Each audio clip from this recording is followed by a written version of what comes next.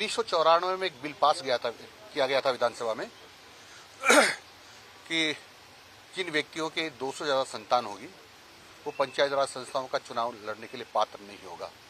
और उसके पीछे ध्येय ये था जनसंख्या पर नियंत्रण करना, क्योंकि उस समय जनसंख्या की विस्फोटक स्थिति थी। इन लगभग 30 सालों में जनसंख्या पर काफी नियंत्रण हुआ है। जहां 1991 से 94 के बीच में प्रजनन दर 3.6 थी, आज वो प्रजनन दर 2 रह गई है।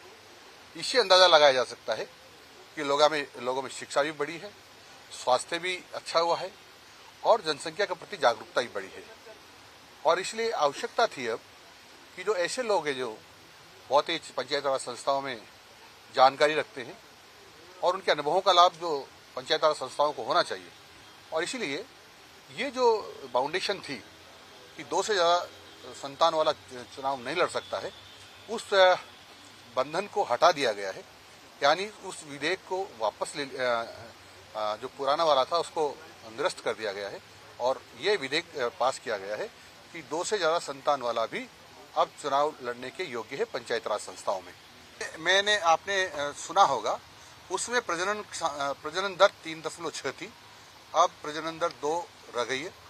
और कांग्रेस जो बात कर रही है, इन्हीं ने जो पाबंदी लगाई थी कि 2 से ज्यादा संतान वालों का कर्मचारियों का प्रमोशन नहीं होना चाहिए, यही मार्च 2023 में ये बिल लेकर के आए कि जो बंधन इसको हटाते हैं।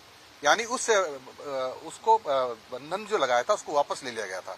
और तेलंगाना जो सरकार है, कांग्रेस की सरकार थी, मुख्यमंत्री वहां कांग्रेस के, उन्होंने कहा कि ये बंधन तो हटाया गया, यानी 2 से ज्यादा संतान वाला चुनाव लड़ सकता है। इसके अतिरिक्त उन्होंने भाषण में ये भी कहा कि 3 से ज्यादा बच्चे हों, 3 से ज्यादा कम बच्चे हों तो चुनाव नहीं लड़ना चाहिए, यानी 3 से कम बच्चे वाला चुनाव लड़ने की पात्र नहीं होगा, यहां तक कहा। तो ये किस मुंह से इस प्रकार की बातें कर रहे हैं? ये दोगलापन है कांग्रेस का।